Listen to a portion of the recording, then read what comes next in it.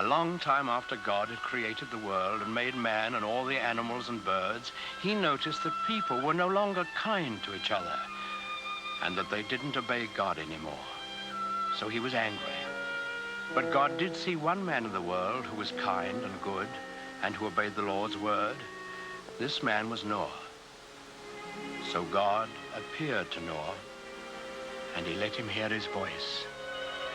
And the Lord said, "Behold, I will cause it to rain upon the earth 40 days and 40 nights. I will bring a flood the earth to destroy all flesh, and everything that is in the earth shall die." But God told Noah to build an ark and to take 2 of every animal in it with him to keep alive during the storm. And when Noah had heard God's voice, he was grateful, and he set to work right away to build the ark. This was a great boat with many, many rooms in it. When Noah finally finished it, he went out into the fields and woods, for he had to talk to all kinds of animals and birds. He talked to the lion and the wild horses. He talked to the pigs in the barnyard and the elephants in the jungle and the cute little kittens in his own house. Noah talked to all the animals on the face of the earth, even to the doves, cooing in their nests.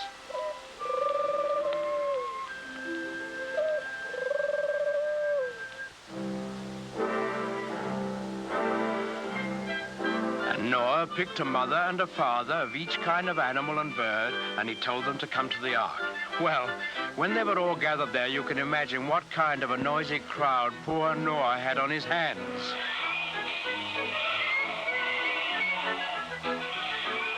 What with lions roaring and pigs squealing and monkeys chattering and hyenas laughing, well, it must have been noisier than a crowd of children on the annual Sunday school excursion.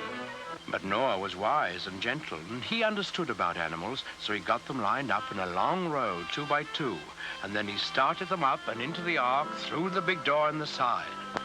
The bees were the last to go in,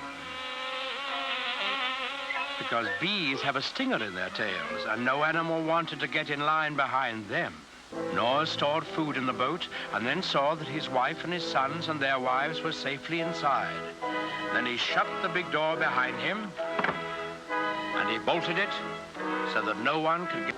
Then there was a flash of lightning and the thunder roared as it never had before. Big black clouds hid the sun so that it was almost as dark as night. And out of those clouds came the greatest rain the world has ever known. It lasted for 40 days and 40 nights, as God had promised Noah. All the land was covered with water, and not a house or a living thing remained anywhere.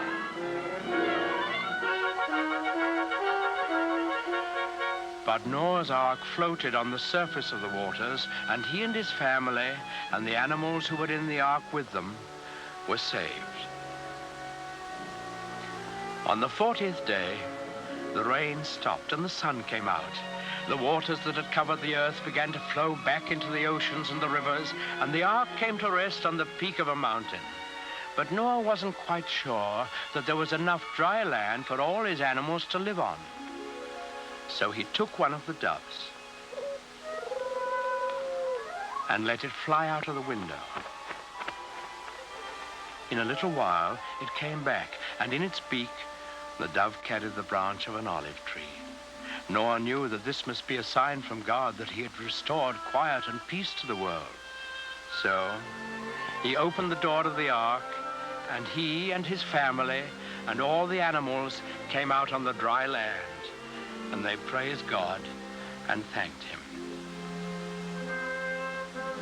Then the Lord appeared again to Noah. He promised him that he would never again send a flood to destroy the earth. And he sealed that promise with a beautiful symbol, which he set in the sky for all of us to see. That symbol, the token of God's everlasting faith in man, is the rainbow.